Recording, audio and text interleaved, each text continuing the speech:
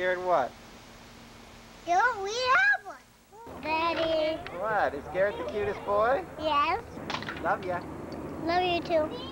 When I think of my son Garrett, the thing that stands out was his goodness. Yeah, he knew that really his job in this world was to help others. The only person he was really hard on, unfortunately, was himself. Yes, you may see me in the hallways and think, damn, that boy looks pretty. I wouldn't mind buying his time. He's got the glow of a rainbow, the wit of mouth to open a parcel tongue lock, an enthusiastic attitude, a giant heart. But they don't know the real story.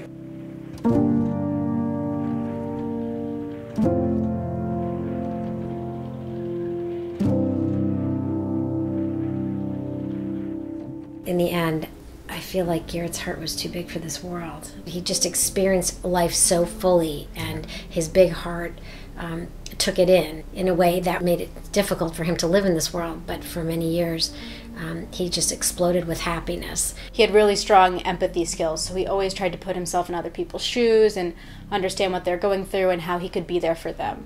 He was a cool older brother, but he was never like too cool for me. Everyone we've talked to who had children or young adults who died by suicide say the same thing about their kid, that they were really sensitive and really kind. We know statistically that suicide rates have been rising greatly in this country over the past 15 years. So it's not atypical for us to see up to 15 youth in a day, most of whom have increased suicide risk in our emergency room. These rates among young people are not rising around the world. They are rising in the U.S. I believe they're rising in the U.K. We also know that the rates of self-reported depression and anxiety and stress are up in young people in very much a parallel way. We both had the idea for a residential space that people could go to that would be holistically focused. If there was a place that could be relatively affordable and have a mix of activities and treatment that were evidence-based, I think it would go a long ways in filling the gap in care. Within a few months, we assembled a team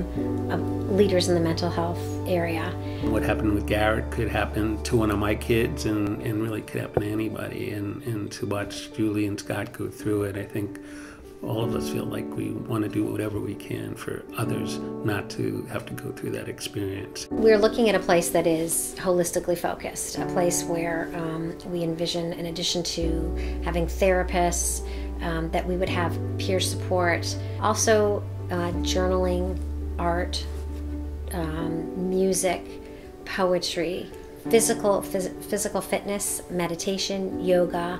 This summer we are distributing door hangers containing critical information on where a person can go or should go, or who they can call or text when they're really in a crisis situation. It's really been just inspiring for people to take time out of their busy schedules to make something like this possible. It's just so crucial, and we just couldn't be happier. We both knew Garrett growing up.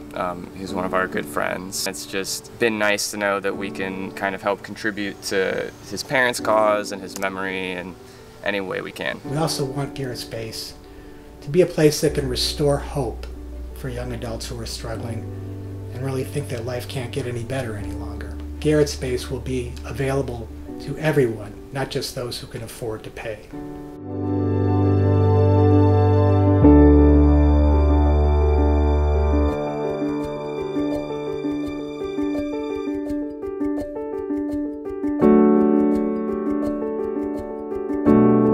You look back and see hundreds and hundreds of people, some of whom I knew, many of whom I didn't, just all coming together to practice for this cause in this place where I really felt his presence there today. This is about bringing people together to say this matters. We need to do something about it. I think Garrett Space can make a significant difference, and I think it will grow over time. And with the passion that's behind it, I'm quite sure that the initiative will go forward and grow. When people are struggling, more than anything, they need to feel supported and they need to be a part of a community.